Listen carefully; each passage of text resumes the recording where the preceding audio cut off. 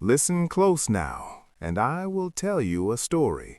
A story from long ago, in a time when villages were small and roads were long, and people had little, but gave much.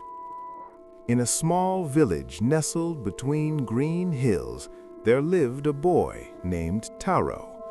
His clothes were patched in many places, his shoes had holes, and his feet were often dusty.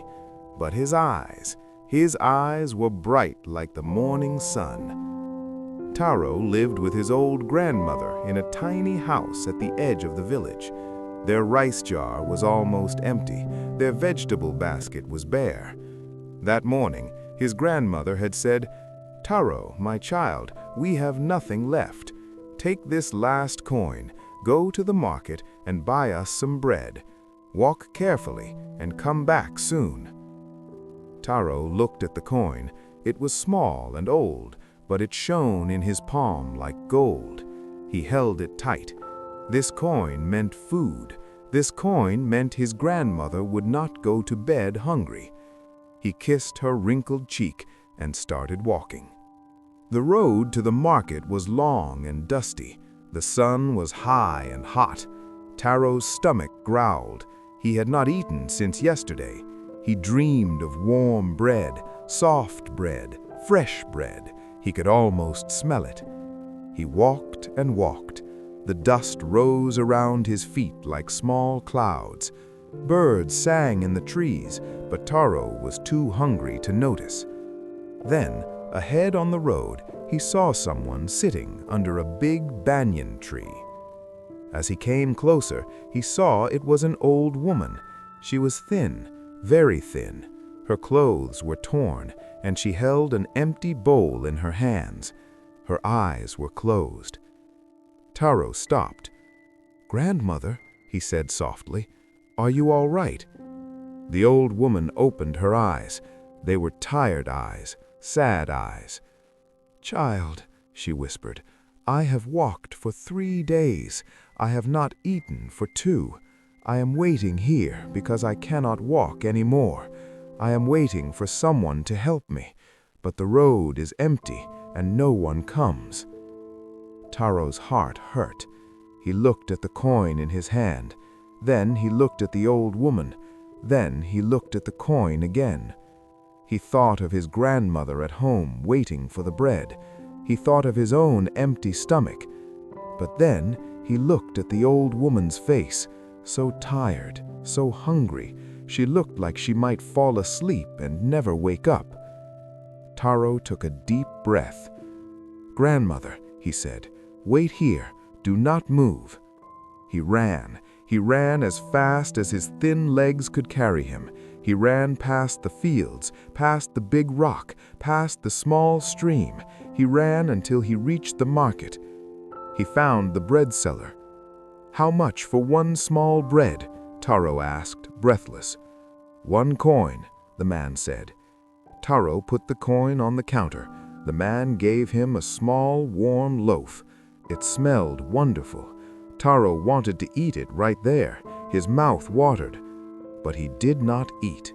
He held the bread close to his chest and ran back past the stream, back past the big rock, back past the fields, back to the banyan tree. The old woman was still there, her eyes closed. Taro knelt down. He broke the bread into 2 pieces. He put both pieces into her empty bowl. "Here, grandmother," he said gently, "eat." The old woman opened her eyes. She looked at the bread. She looked at Taro. Tears filled her eyes. "Child," she said, her voice shaking, "this is your bread. I can see it in your face. You are hungry too. Why would you give this to me?" Taro smiled. "Because you need it more than me right now. I am young. I can wait. You cannot." The old woman stared at him for a long moment. Then she reached out and touched his face with her thin hand. "You have a good heart, a very good heart. The world does not forget such hearts." She ate slowly. Taro watched her. and somehow watching her eat made him less hungry. His heart felt full. When she finished, she took his hand. "Child, I have nothing to give you, no money, no food, but I will give you something better. I will give you a blessing." She closed her eyes and whispered something. Taro did not hear the words, but he felt something warm pass through him, like sunshine from the inside. "Now go home and do not worry. Go." Taro nodded and walked away. When he turned back to wave, the old woman was gone. The banyan tree stood empty. Taro walked home slowly. His stomach growled again. He had no bread, no coin, nothing to bring his grandmother. He felt sad. Had he done the right thing? His grandmother would be hungry tonight. When he reached his little house, he opened the door slowly. "Grandmother, I am home," he said quietly. His grandmother came out of the kitchen. Her eyes were wide. "Taro, what happened? Where is the bread?" Taro looked down. "I am sorry, grandmother. I met an old woman on the road. She was so hungry, hungrier than me. I gave the bread, all of it. I have nothing to bring you." He waited for her to be angry, but instead, his grandmother knelt down and pulled him close. She hugged him tight. "My sweet boy," she whispered, "you did the right thing. You did the most beautiful thing." "But grandmother, you will be hungry tonight," Taro said, tears in his eyes. His grandmother smiled, a strange, happy smile. "Come see," she said.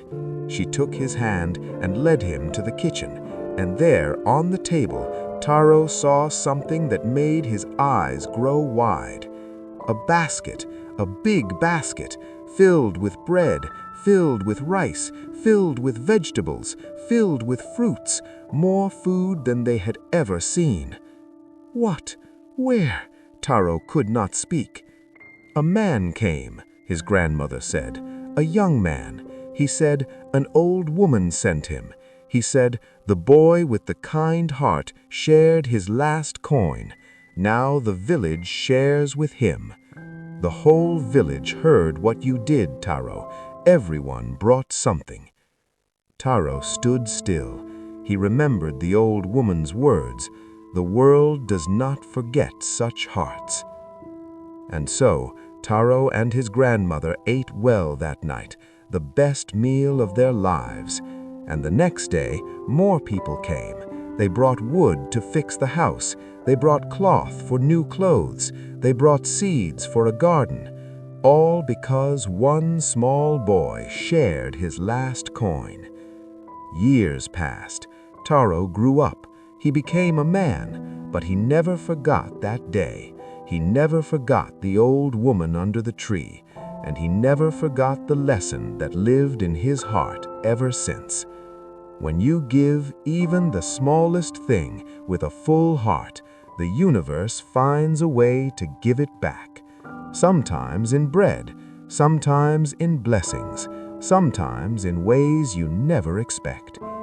And in that village, for many generations, parents told their children the story of the boy who shared his last coin, so that kindness would never be forgotten.